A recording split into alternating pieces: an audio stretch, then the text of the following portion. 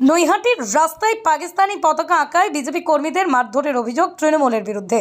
কাশ্মীরের পেহেলগাঁওয়ে পাকিস্তানি জঙ্গি হানায় ২৬ জন নিরীহ পর্যটকদের হত্যা করার প্রতিবাদে এই মুহূর্তে সারা দেশ জুড়ে মুখর হয়ে উঠেছে। আর এই সন্ত্রাসবাদীদের নিধন করতে ভারতের সেনাবাহিনীরা পাকিস্তানে ঢুকে জঙ্গিদের ডেরা তছনছ করে গুঁড়িয়ে দেওয়া হচ্ছে। রাজনৈতিক মতানৈক্য দূরে সরিয়ে রেখে সমস্ত রাজনৈতিক দলই ভারতের সেনাবাহিনীকে কুর্নিশ জানাতে ভুলছেন না।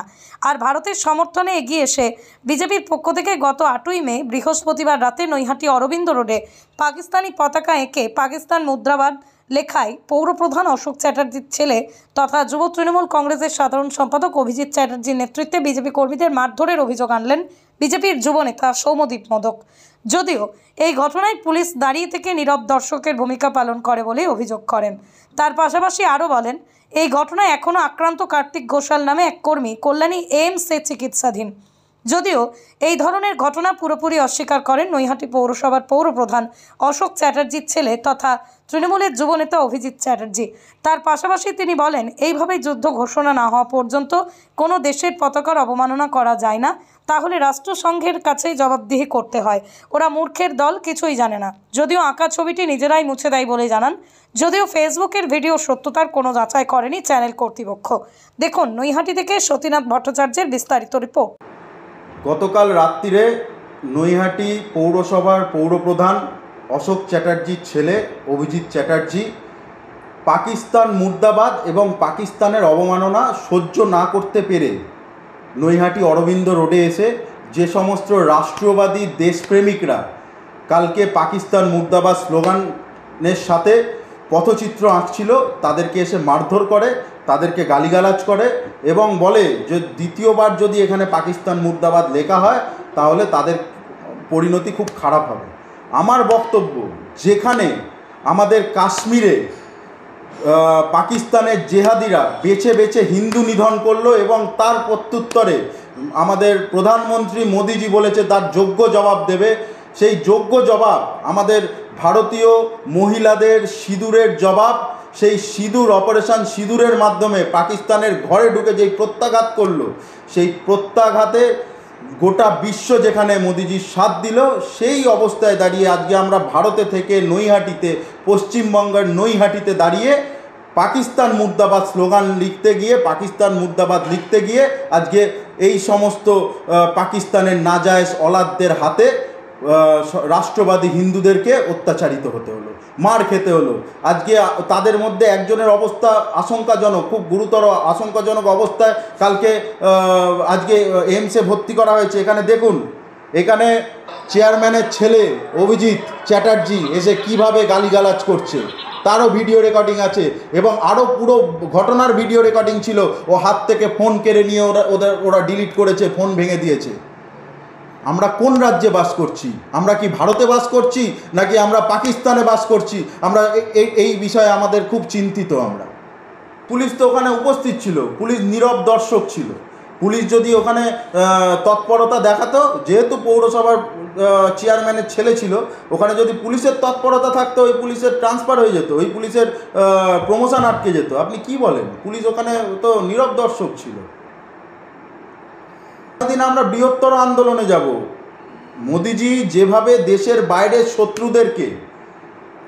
বাইরের শত্রুদেরকে যেভাবে ঘরে ঢুকে তার জবাব দিয়েছে, প্রতিঘাত করেছে ঘরে ঢুকে, আমরা দেশের অভ্যন্তরের এই দেশ বিরোধী শক্তিকে আমরা দেশপ্রেমিকরা, প্রত্যেকটা দেশপ্রেমিকের যোগ্য জবাব দেবে। ওখানে যেভাবে কালকে অভিজিৎ তার দলবল এনে, অভিজিৎ চ্যাটার্জি, আরমান, লালটু, ড্রাইভার লালটু আর চন্দন, আরও 50-60টা ছেলে মিলে এসে এই সমস্ত যারা পাকিস্তান মুর্দাবাদ স্লোগান করছে তাদের বাজেভাবে মেরেছে। আপনি দেখলে অবাক হয়ে যাবেন।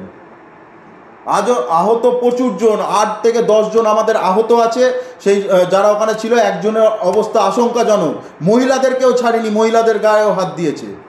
একটা পাকিস্তান মুর্দাবাদ লিখতে গিয়ে ভারতের মাটিতে বসে আক্রান্ত হতে হচ্ছে। এর থেকে জঘন্যতম লজ্জার বিষয় আর কিছু হয় না।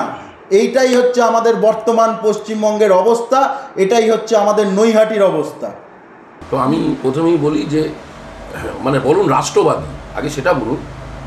আমরা সব পাকিস্তানের দালাল, আমরা পাকিস্তানের কি যেন শুনছিলাম কি জারদ সন্তান আর যত রাষ্ট্রবাদী ওরা। আমি প্রথমেই এটা তথাকথিত রাষ্ট্রবাদীদের উদ্দেশ্যে বলতে চাই যে ব্যাপার হচ্ছে এদের পেটে এক কলম বিদ্যে নেই। আমাদের এটাই খুব দুর্ভাগ্য, ভারতীয় জনতা পার্টি নামক এমন একটি মূর্খদের একটা প্ল্যাটফর্ম সার্বিকভাবে। আর এটা বলতে আমার বাধা নেই যে আপনি জানেন আমাদের দেশের সার্বিক নিরক্ষর মানুষের সংখ্যা প্রায় 60%। তো সেই জায়গায় বিজেপি, আচ্ছা আমি সেই বিষয়ে যাচ্ছি না। বিষয়টা হলো যে পরশুদিনের যে ঘটনাটা ঘটেছিল তারা জানে না যে কোনো স্বাধীন রাষ্ট্রের পতাকা, প্রতিবেশী রাষ্ট্রের পতাকাকে অবমাননা করলে উক্ত রাষ্ট্র মানে আমাদের দেশ তাতে রাষ্ট্রসংঘে তাকে অ্যান্সারেবল হতে হয়, রাষ্ট্রসংঘের কাছে তাকে জবাবদিহি করতে হয়। এবং তখন করা যায় যখন কোনো দেশ যুদ্ধ ঘোষণা করে। এক্ষেত্রে বলে রাখা ভালো, ভারত পাকিস্তানের মধ্যে যেটি হচ্ছে সেটি কিন্তু কেউ কারোর বিরুদ্ধে এখনও যুদ্ধ ঘোষণা করেনি। যুদ্ধ ঘোষণা করা ছাড়া কিন্তু এটা করা যায় না, কোনো দেশের পতাকা অবমাননা করা যায় না। এবং আমি আপনাদের বলে দিই, কোনো মারপিটের ঘটনা ঘটেনি। সৌম্যদীপ মোদককে আমি জানি না, এখানে থাকে হয়তো, আমি চিনি না, কোনো এক সময় আমার ঘরে থাকতো, আমি তাড়িয়ে দিয়েছি তার অ্যাক্টিভিটিসের জন্য। যাই হোক, সে পুরনো কথা বলছিলেন, কিন্তু আমি বলছি কোনো মারপিটের ঘটনা ঘটেনি। আমাদের পৌরপ্রধান অশোক চট্টোপাধ্যায় ছিল, তিনি নিজে অনুরোধ করেছেন এবং ভারতীয় জনতা পার্টির যারা আসছিলেন তাদের বোঝাতে সক্ষম হয়েছে এবং তারা নিজেরা মুছেছে, আমরা কেউ মুছিনি। পুলিশ দাঁড়িয়ে তারা নিজেরা বোঝাতে সক্ষম, তারা বুঝছে। এইভাবে কি রাষ্ট্রবাদী হওয়া যায় নাকি? আজকে আমি জানেন আমরা এখন আমাদের পুরসভা ছুটি ক্যান্সেল হয়ে গেছে, কারণ এমার্জেন্সি যে কোনো সময় আমাদের যে কোনো পরিস্থিতির জন্য প্রস্তুত থাকার জন্য রাজ্যের মাননীয় মুখ্যমন্ত্রী নির্দেশ দিয়েছেন। আমরা সব কিছু করতে প্রস্তুত আমার দেশের সেনাদের জন্য। এক মুহূর্ত কিন্তু কোনো নাটক, কোনো ভাওতাবাজি, কোনো রাজনৈতিক গিমিক নয়। আমরা যেটা চাই সেটা হচ্ছে আমাদের মানে দেশের ঝান্ডা। আমরা তো চাই আমাদের দেশের ঝান্ডা লাহোরে উড়ুক, যেটা লাল বাহাদুর শাস্ত্রী চেয়েছিলেন। আমাদের নেতা অভিষেক ব্যানার্জি তো বলছেন যে পাক অকুপাইড কাশ্মীরকে আমাদের দখলে নিতে হবে। আমরা তো বলছি, আমরা সর্বদা আমরা অন্তত এই বিষয় আমরা কেন্দ্রীয় সরকারের সাথে আছি। কে কী বললো, ওই দুয়ানা চালানার ভারতীয় জনতা পার্টির নেতা মূর্খদের একটা প্ল্যাটফর্ম, আমি তাতে একটুও চিন্তিত নই, উদ্বিগ্ন নই। নমস্কার।